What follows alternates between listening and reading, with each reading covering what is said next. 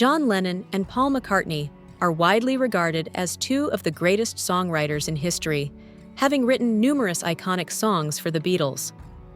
In 1972, Wilfred Mellors described their working relationship by saying that opposite poles generate electricity, noting that while John's fiery iconoclasm balanced Paul's lyrical grace, Paul's charm was toughened by John's resilience.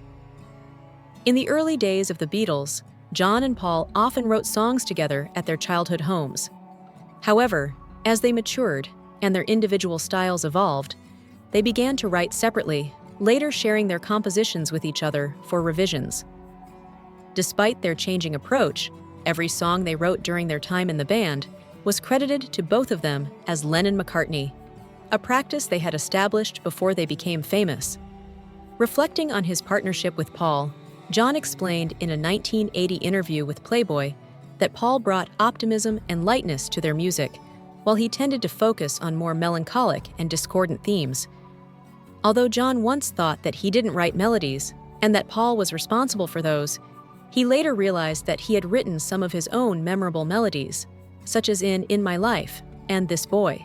An example of their collaboration is the 1965 track We Can Work It Out, which was released as a double A-side single with Day Tripper. The song, primarily written by Paul, was inspired by his relationship struggles with his girlfriend, Jane Asher. Paul explained that during their relationship in 1965, they had some disagreements where they struggled to understand each other's point of view, which led him to write the song. He noted that, while the song was born out of a personal conflict, it was a way for him to express his emotions and offer a positive message through the band's platform. He believed that writing the song helped him to articulate his feelings and move past the argument.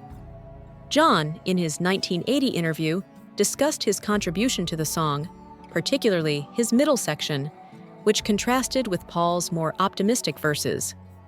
He described how Paul's lyrics conveyed a hopeful message of reconciliation, while his own lines expressed frustration and impatience about the fleeting nature of life and the futility of arguing.